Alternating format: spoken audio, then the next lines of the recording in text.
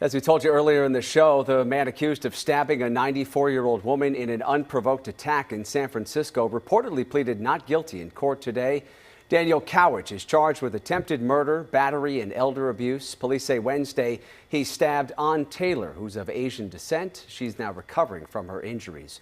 For more, we're joined by KTVU legal analyst Michael-Cardoza. Michael, good to have you on here. The suspected attacker here released from jail just a few days before the stabbing, wearing an ankle monitor at the time as he awaited charges in a burglary case. There's certainly the sense here that this could have been prevented. Do you feel like somebody dropped the ball, and who was it? It's a very difficult job being a judge in any county in California. On a daily basis, they are asked whether a person should remain in jail or should be out of jail. This is one of 1,000, at least 1,000 people that day that a judge, not a particular judge, but all judges had to make a decision on. So this guy, he's on probation for a 459, and the judge lets him out. And this sadly happens. It's tough to criticize the judge in a situation like that. I know a lot of people will and say, well, if you kept him in jail, this wouldn't have happened. That's correct. But in order to bat 1,000, you've got to keep everybody in jail. Then on the other side, people get mad. What are you keeping them in jail for? They shouldn't be in jail. They are going to return. They're not a danger to society. That's what they argue. In this case, he was a danger. Tough to criticize the judge. You'd have to look to the DA's office and say, did you object to this? Apparently they did. So I was going to ask you about that. I mean, DA Chesa Boudin, his office says the court denied the district attorney's request to detain Cowich. So, you sort of wonder what more the district attorney could have done here. That's what his office is saying. Is there something more that needs to change within the system in terms of, how these decisions are made when someone's released? Alex, I don't think so, because like I said, these decisions are made every day. You're really poking in the dark. I mean, you've got a guy in front of you that's committed a burglary.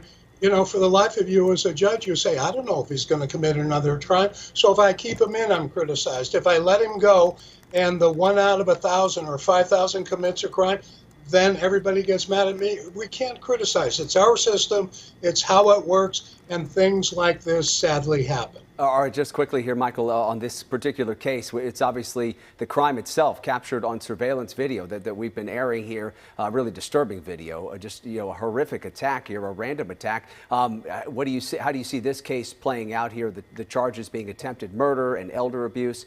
Is this an open and shut case? Well, there's no such thing, Alec, as an open and shut case, but it's certainly close to that because you do have a video. It's very clear. He walked up, he stabbed her, he walks off. One might ask, why isn't a hate crime filed here? I would imagine the DA didn't have enough evidence to prove that he went after her because she was an Asian woman. So he's going to get his comeuppance in this one. Now, if some judge lets him out now, boy, and would that judge be open to criticism? This guy should stay in. He should get convicted in this case. And he is being held. All right, we're going to move on to another story here, Michael. This week, Danville police officer Andrew Hall pleaded not guilty to voluntary manslaughter charges for a deadly shooting back in 2018.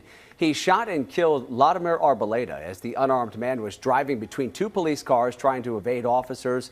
Hall initially was cleared of wrongdoing by an internal investigation and then returned to work. And then earlier this year, Hall shot and killed a homeless man, Tyrell Wilson, after authorities say he refused to drop a knife. DA Dinah Becton in Contra Costa County facing criticism, Michael, for waiting 2 years to file charges against the officer. Why do you think she decided that it was time to bring these charges, and was this the right call?